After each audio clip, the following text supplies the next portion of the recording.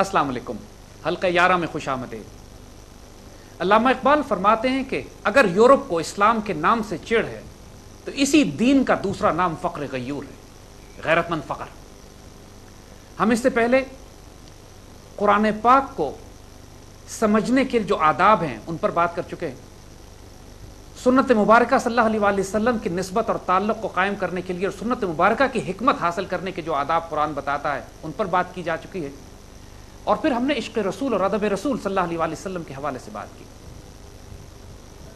جو تمام تر مقصد ہے دین کا، جو تمام تر مقصد ہے حضور صلی اللہ علیہ وآلہ وسلم کی تشریف لانے اور اس پیغام کو انسانوں میں پہنچانے کا، اس کی ایک روحانی روح، ایک اساس موجود ہے، اور وہ اساس یہ ہے کہ ایسی نسل قوم پیدا کی جائے، ایسی قوم پیدا کی جائے جو رب کی عاشق بھی ہو، اللہ کے رسول کی عاشق و مؤدب بھی ہو، اور دنیا میں وہ تہذیب، وہ قوم، وہ سویلائزیشن قائم کر سکے کہ جس کی بنیاد فقر غیور، غیرت، جرت، شجاعت، دلیری پر، ایمان کے اوپر مبنی ہے۔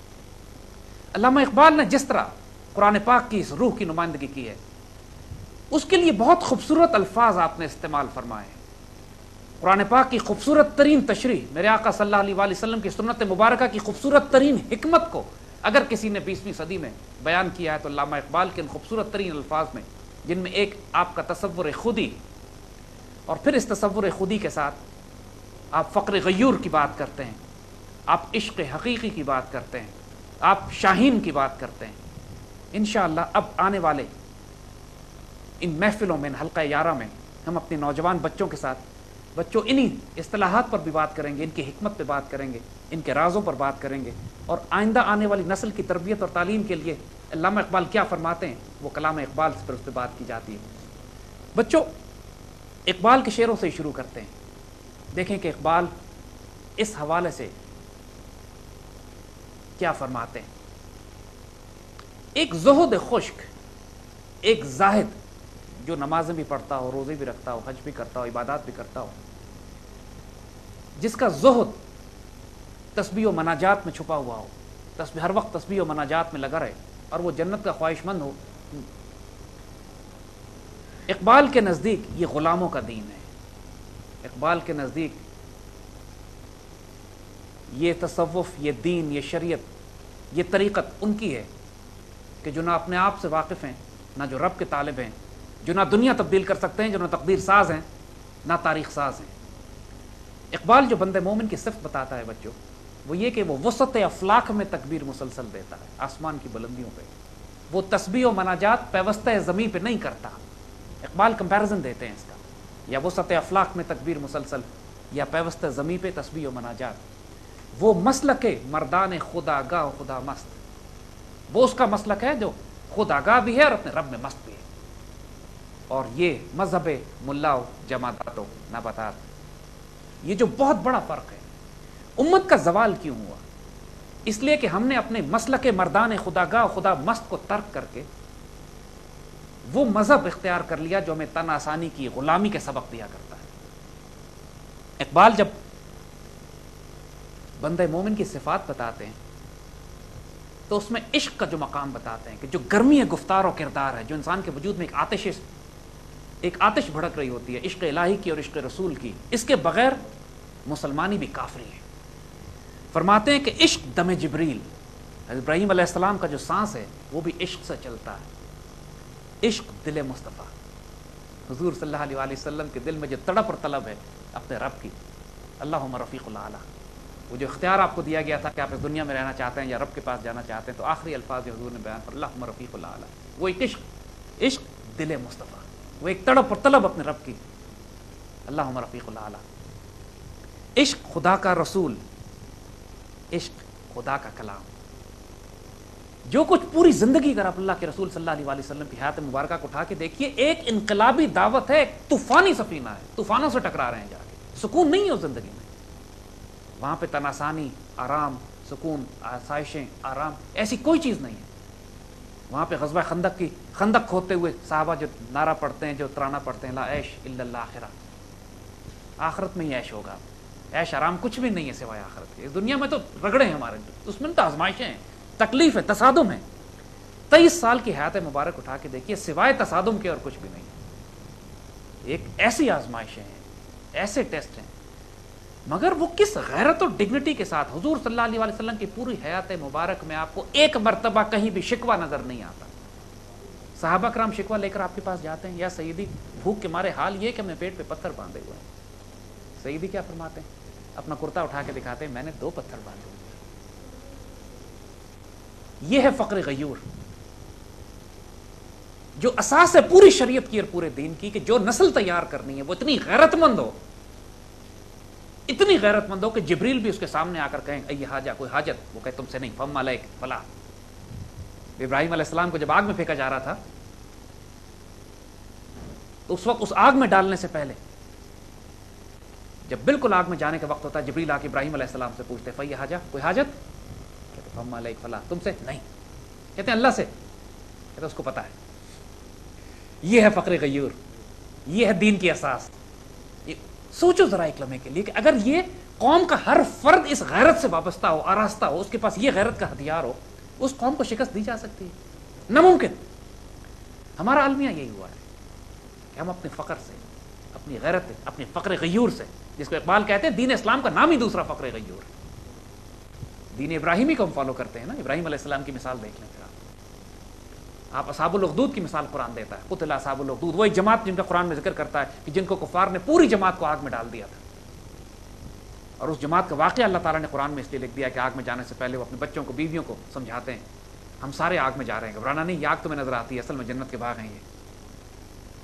وہی ابراہیم علیہ السلام کے ساتھ جو اللہ نے کیا، کون بردن و سلام علی ابراہیم، آگ ٹھنڈی ہو جاؤ اور ابراہیم علیہ السلام کے لیے سلامتی ہو جائے، جنت کا باغ بنا دیا. تو یہ جو اقبال پھر مزید جو اس غیرت کو، اس فقیر کی غیرت کو، بندہ مومن کے ایمان کی غیرت کو جو ایکسپلین کرتے ہیں، کہتے ہیں غیرت ہے طریقت حقیقی. جو اصل طریقت ہے، جو اصل تصوف ہے، وہ غیرت پہ مبنی ہے، بزدلی اور بغیرتی پہ نہیں. غیرت ہے طریقت حقیقی، غیرت ہے فقر کی تمامی.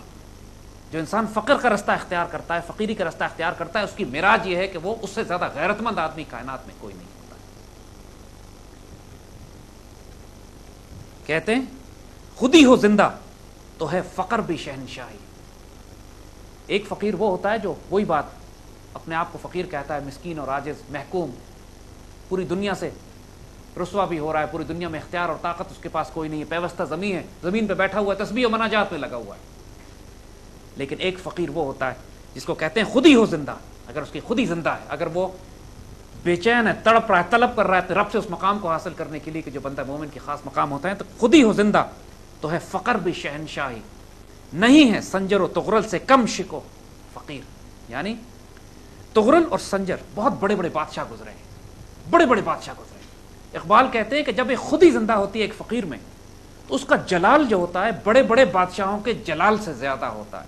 اور یہ اب سنیں رب واقعہ یاد کیجئے کہ جب حضور صلی اللہ علیہ وسلم بیت رضوان کا موقع ہے، کفار میں سے ایک آدمی آ کے مسلمانوں کی جماعت کو دیکھتے ہیں اور واپس جا کے کفار مشرکین کو یہ بتاتے ہیں کہ الفاظ اب سنیے، تاریخ نے اس الفاظ کو نوٹ کیا ہے.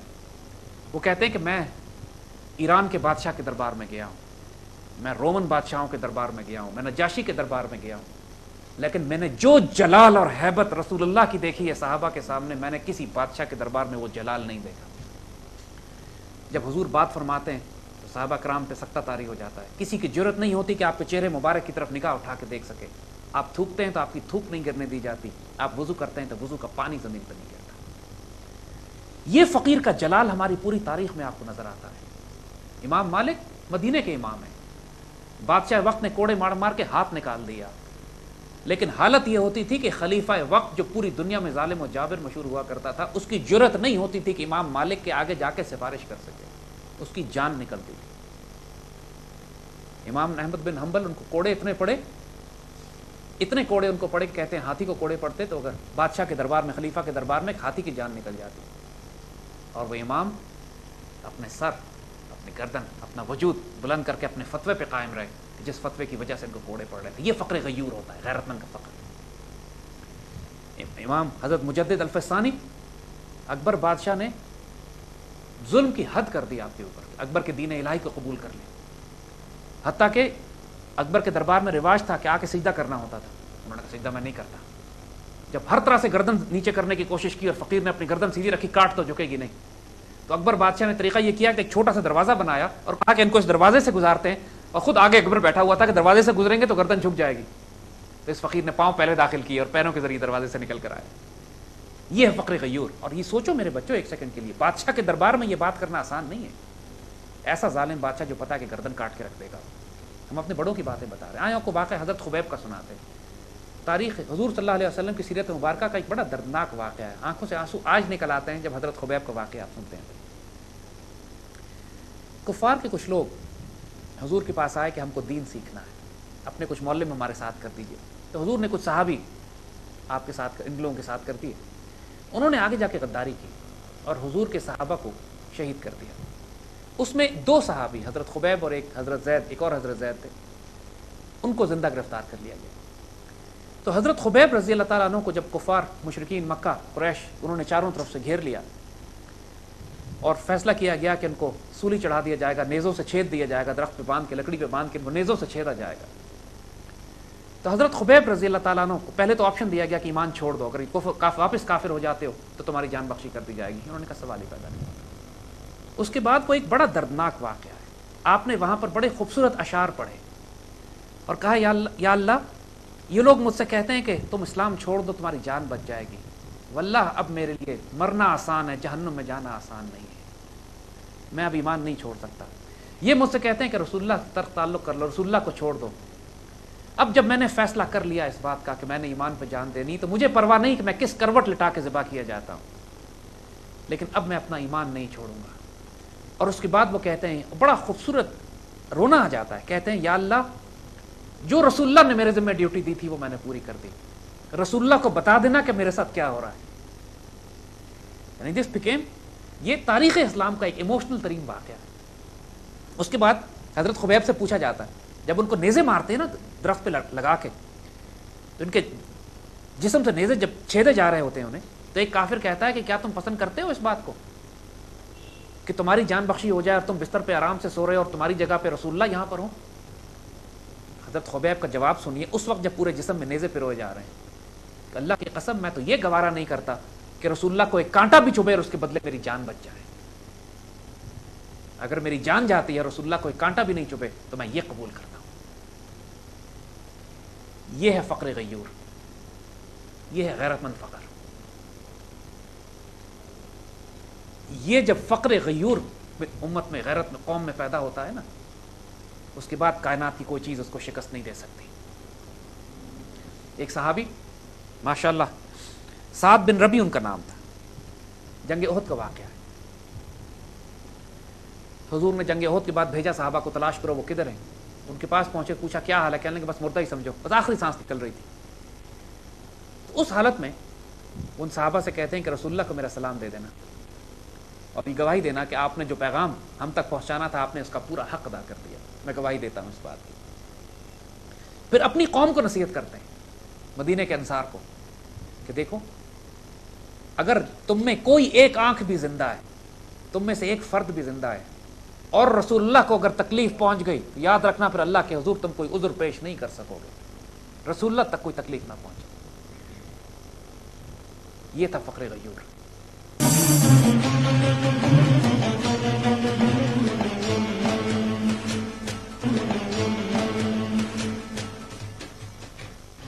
ایک میدان جنگ میں 3 صحابی زخمی پڑے ہوتے ہیں اور ایک صحابی بھاگ کے جاتے ہیں کسی کو پانی پلانے کے لیے. جب پہلے کو پانی پلانے لگتے ہیں تو ساتھ سے آواز آتی ہے عطش، پیاس. وہ منہ ہٹا لیتے ہیں، کہتے نہیں پہلے بھائی کو پانی پلاؤ. وہ دوسرے کے پاس جاتے ہیں پانی پلانے کے لیے تو تیسری آواز آتی ہے پیاس. دوسرا منہ ہٹا لیتا ہے، کہتا نہیں تیسرے کو پلاؤ. وہ تیسرے کے پاس بھاگتے ہیں تو وہ شہید ہو جاتے ہیں. دوبارہ لوٹ کے دوسرے کے پاس آتے ہیں تو وہ شہید ہو جاتے ہیں. لوٹ کے پہلے کے پاس آتے ہیں، یہ شہید ہو جاتے ہیں. تینوں پیاسے چلے جاتے ہیں لیکن ان کی غیرت یہ گوارا نہیں کرتی کہ اپنے زخمی بھائی سے پہلے پانی پی لیں. یہ ہے فقر غیور. یہ ہے فقر غیور. میرے بچوں اگر یہ مقام حاصل نہ کیا، یہ نماز، یہ سجدے، عبادتیں،